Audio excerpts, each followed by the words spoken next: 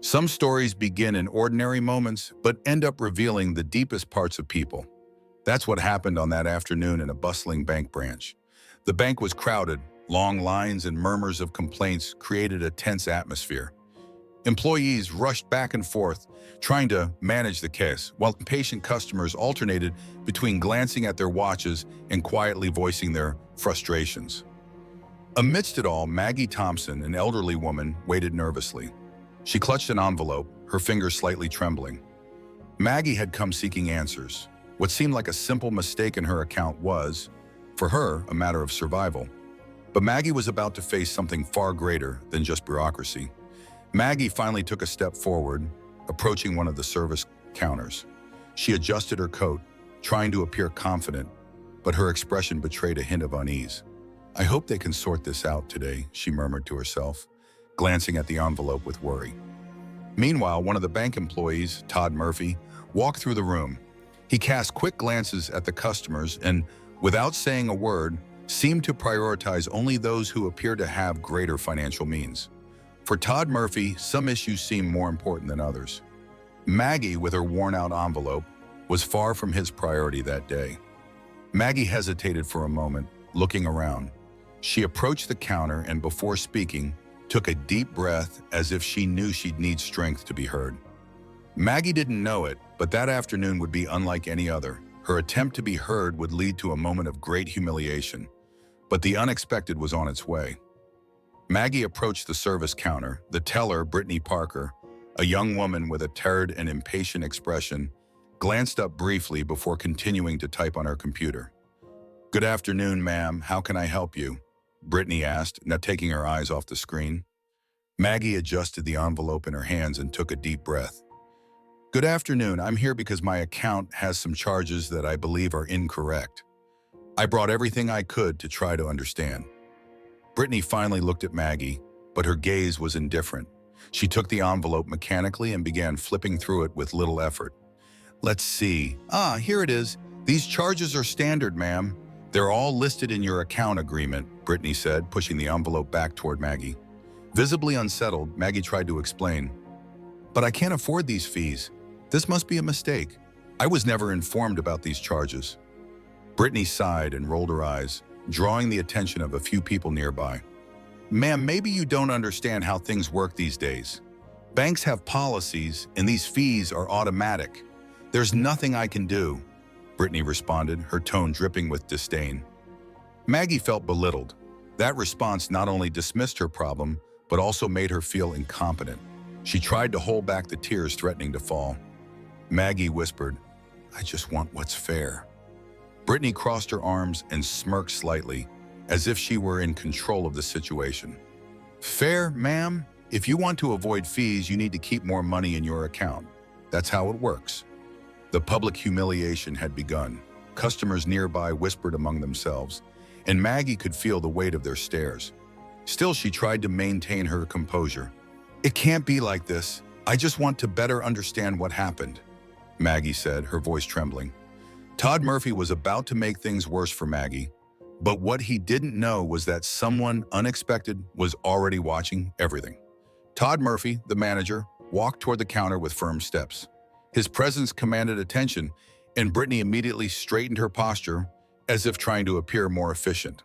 "Is there a problem here?" Todd asked, crossing his arms and casting a quick glance at Maggie before focusing on Brittany. Brittany smiled nervously. "No, sir, just a customer having trouble understanding the account policies." Maggie, already visibly uncomfortable, tried to interject. "That's not it. I believe there's been a mistake with my account.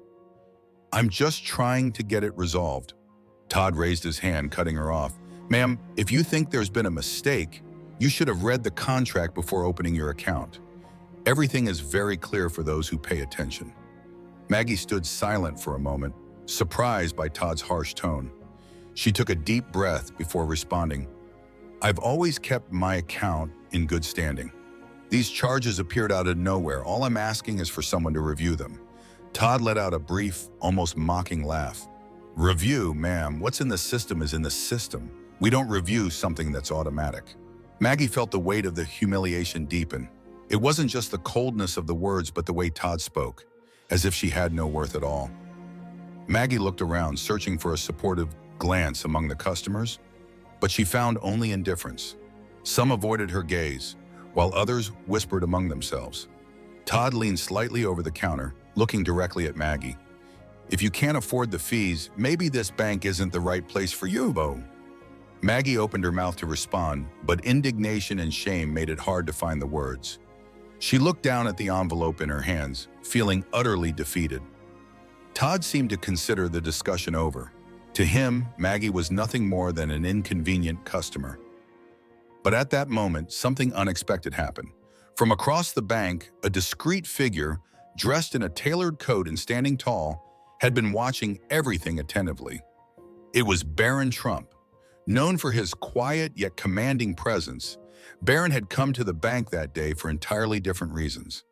Yet, witnessing the scene unfolding before him, he felt compelled to act. He began to approach slowly, not drawing attention immediately, but with every step, the atmosphere in the bank seemed to shift. When he heard Todd's words, Barron Trump decided to step in. A calm and firm voice cut through the room. "Why are you speaking to her like that?" The entire bank fell silent. Every eye turned to the figure who had spoken. At first glance, Barron seemed unassuming, just a young man dressed in a tailored jacket, standing quietly into the corner. But as soon as he spoke, the air in the room changed. His presence was commanding in a way that didn't rely on loudness, but on quiet strength. Maggie looked at him, surprised by the intervention. Todd Murphy turned slowly, irritation visible on his face. "And who are you to question what's happening here?" Todd said, crossing his arms and furrowing his brow. Barron took a few steps forward, his composed expression unwavering. "It doesn't matter who I am," he said firmly. "What matters is why you're treating this lady like this." Maggie was even more shocked. She looked at Barron, almost unable to believe that someone was standing up for her in such a public way. Todd exhaled sharply, trying to maintain his composure. "Look, I don't know who you are, but this is none of your business. We have policies at this bank, and this lady isn't meeting the requirements." Barron tilted his head slightly, a faint but pointed smile playing at the corners of his lips. "Policies," he repeated, "or excuses to humiliate someone who's just trying to solve a problem?" His words hung in the air. Even Brittany, who had exuded confidence earlier, now glanced nervously at Todd, waiting for him to respond. Barron turned to Maggie, his tone softening. "Ma'am, what exactly is the problem? Can you show me what's going on?" Maggie hesitated but eventually handed the envelope to Barron. He took it carefully, unfolding the documents with the precision of someone accustomed to paying attention to detail. After a few moments, he looked up at Todd. "This is a mistake," Barron said flatly. "These charges shouldn't be here. You're going to fix this right now." Todd opened his mouth to argue, but Barron raised his hand, silencing him. "If this is just a mistake, you'll fix it. If it's something else, I can assure you it's going to be much worse for you." The bank was in shock. No one had expected Barron Trump to step in so directly, let alone with such calm authority. But he wasn't done yet. Placing the envelope on the counter, Barron fixed Todd with an unwavering gaze. "I want you to review this immediately, and I'm not leaving until everything is resolved." Todd, visibly uncomfortable, adjusted the collar of his shirt and glanced at Brittany, who looked equally out of her depth. But Barron didn't wait for their excuses. Leaning slightly over the counter, he said, "This isn't just about a simple mistake, is it? It's about how you're treating a customer who deserves respect.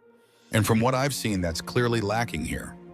Brittany, her voice trembling slightly, tried to interject. "Mr. Trump, maybe you don't understand how the system works. We follow strict guidelines." Barron cut her off, his tone still polite but firm. "Strict guidelines?" he asked. "I understand enough to know these fees are completely arbitrary, and I also know you have the ability to correct them." Maggie, standing beside him, clasped her hands together. She still couldn't quite believe what was happening. Barron looked at her and offered a reassuring smile. "Don't worry," he said. "We're going to sort this out." Turning back to Todd, Barron held up the papers. "These charges started 2 months ago. Is that correct?" Maggie nodded. "Yes," she replied softly. Barron looked back at Todd. "So tell me, why did these maintenance fees triple? Because from what I see, there's no legitimate reason here."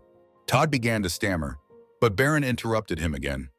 "Think carefully about your answer. If this is more than a mistake, It's going to be a much bigger problem for you and for this bank." The tension was palpable.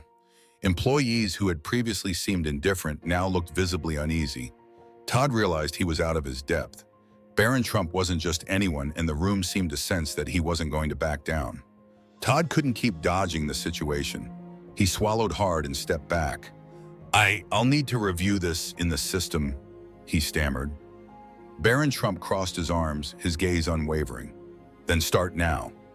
Maggie watched, still astonished, as Todd rushed to the computer and began typing frantically. Brittany tried to assist but was clearly panicking. As Todd reviewed the account, Barron remained steadfast by Maggie's side. What had initially seemed like a simple mistake was beginning to reveal something much deeper. Todd stood up from his chair, visibly sweating. "Mr. Trump, there's something wrong here," he said hesitantly. Barron leaned in slightly. "Wrong how?" Todd glanced nervously at Maggie, then back at Barron, before finally admitting, "It looks like these charges were applied to multiple accounts, mostly belonging to elderly customers." The room grew even quieter. Barron slowly shook his head. "That's not a mistake. That's a scheme." Maggie wasn't the only victim, and Barron knew he was just beginning to uncover the scope of the issue. The atmosphere was thick with tension as the realization spread through the room. Barron was about to expose something far bigger than anyone had imagined. Todd, now in full panic mode, desperately searched for a way out, but there was no escape. He fidgeted nervously with his tie, trying to explain himself to Barron, who maintained his firm stance. "Mr. Trump, I swear this was a system error," Todd stammered, his voice trembling. "It's not something we did on purpose." Barron narrowed his eyes, crossing his arms. "A system error? How convenient. Why do these errors only affect elderly accounts? Do you think no one would notice?" Maggie, emboldened by Barron's presence, looked directly at Todd, her indignation clear. She finally mustered the courage to speak. "So I'm not the only one. How many people have you cheated?" It was clear to everyone in the bank that Todd didn't have a convincing explanation. Brittany, standing beside him, looked even more nervous, as if she knew something larger was about to be uncovered. Todd tried to respond, but his voice faltered. I'll investigate this. I need more time to figure it out." Barron stepped forward, placing his hands firmly on the counter. "You've had enough time. Now you're going to tell the truth." Barron turned to Todd, who was visibly panicking. "How many people have been affected by this? Tell the truth." Todd swallowed hard and glanced at Brittany, who quickly averted her eyes. I'm not sure, maybe hundreds." Todd's confession landed like a bombshell. It wasn't just Maggie, there were countless other victims. Barron knew immediate action was needed. Pulling out his phone, Barron began recording a video. "What you're hearing is a bank manager admitting that his bank has been charging elderly customers unjust fees to boost profits," he said, pointing the camera at Todd and Brittany. "This is unacceptable, and we're going to make sure everyone knows what's happening here." Todd raised his hands, desperate. "Wait, please don't do that. We can fix this. I can fix it right now." Barron lowered the phone slightly, but his tone remained firm. "Fix it? This isn't just about returning the money. This is about justice. Do you think an apology is enough?" Todd looked at Barron, sweat dripping from his brow. "What do you want from me?" he asked, his voice cracking. Barron leaned in slightly, locking eyes with Todd. "I want you to make this right for every single person who was affected. And I want the authorities to know exactly what happened here." In that moment, Todd realized there was no way out. He nodded, resigned, as Barron stood tall, determined to ensure that every victim received the respect and justice they deserved. They deserved it. Hours later, the bank released an official statement announcing radical changes. Todd and Brittany were removed from their positions, and a full audit was initiated to identify all accounts affected by the unjust fees. Maggie, standing beside Barron Trump, received more than just an apology. She was reimbursed for all her lost money, along with additional compensation for the hardships she had faced. "Mrs. Thompson, on behalf of the bank, we sincerely apologize for this terrible situation. We are committed to correcting this immediately," said a visibly embarrassed bank representative. Maggie looked at Barron, tears welling in her eyes. "I never could have done this alone. Thank you for believing in me." Barron offered a small, reassuring smile. "You should never have gone through this. But now it's not just about you. We're helping so many others who were wronged too. As Maggie left the bank, she seemed different, still humble, but with a renewed spark of hope in her eyes. Barron, standing beside her, glanced at the other customers waiting in silence, clearly moved by what they had just witnessed. Barron turned to the crowd and spoke with clarity, his voice calm but commanding. Never let anyone tell you that you're worth less. Whether you're elderly, young, wealthy, or struggling, everyone deserves respect. And most importantly, never be afraid to fight for what's right. Barron's words echoed through the room, earning applause from customers who had initially seemed indifferent. He gave Maggie a discreet wave goodbye and walked out of the bank, leaving behind a lesson no one would soon forget. A few days later, the video of Barron exposing the bank scheme went viral, garnering millions of views. Not only did the bank face a thorough investigation, but many victims began recovering their lost savings. Maggie's story became more than just a call for justice. It became a symbol of hope for many. Respect and justice should be the only rules we follow. May this story inspire you to act with courage and empathy wherever you are. Did this story move you? Share it so more people can feel inspired, and comment, "Respect is for everyone," to join this wave of humanity.